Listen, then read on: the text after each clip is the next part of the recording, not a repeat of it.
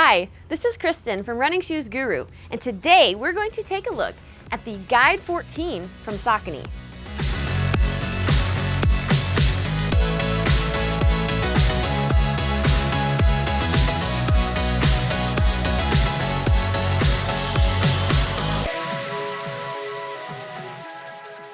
This shoe has some amazing features and some that are not so much.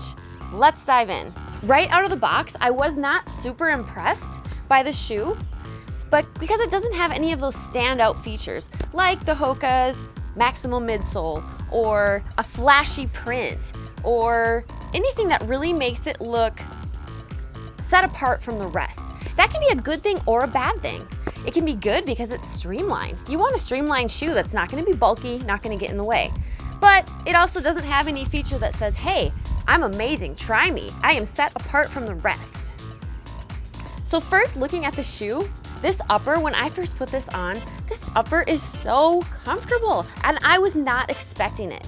This shoe is the less plush version of stability shoe from Saucony.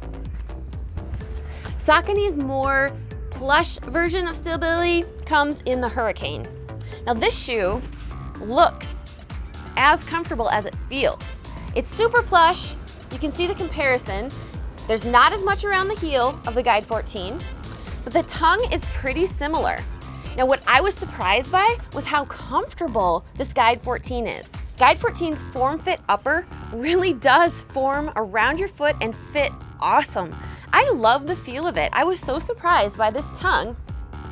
The tongue is not super plush. It doesn't look amazing, but it feels amazing. It is so soft. And this wraparound right here that connects the tongue to the bottom of the upper really hugs the foot. This upper doesn't pinch. It gives just enough room at the ball of my foot that I need. Going in my same size, I didn't have to go up half size like I do in some shoes. And the heel counter is very firm. This is an awesome heel counter in here. Really hugs the foot, despite not being as plush as its older sister Hurricane. More on this upper, it has some reflective patches right here, and these rays right here that go along the side also reflect light when light's shined on it in low light, and there's a strip on the back. Now, some of the other upper colorways, I'm not sure that it's gonna have the same reflective feature on the side, but this one does if that's something you're interested in. These shoestrings are also comfy and plush. You can see they're kind of ripped up because my cat really likes playing with them while I put them on. They're very soft, and this hinted at how the rest of the shoe is gonna feel when I got it on my foot. That is my favorite part of Guide 14. It is so comfortable. Even towards the end of a run, I can just feel that comfort around my foot. So that is the awesome part of Guide 14. Now, the less superb aspect of Guide 14 comes in its propulsion. I did not feel like it got me up onto my toes very readily. Now, it is a pretty flexible shoe. The flexibility is stopped right here by this medial post.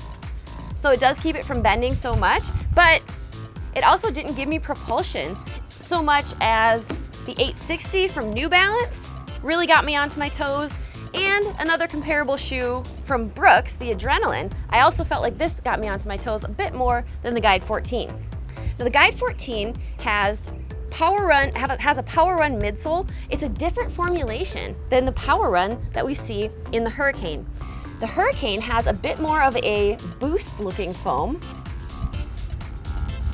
and it's also Power Run. It's Power Run Plus than the Power Run that we see in the Guide.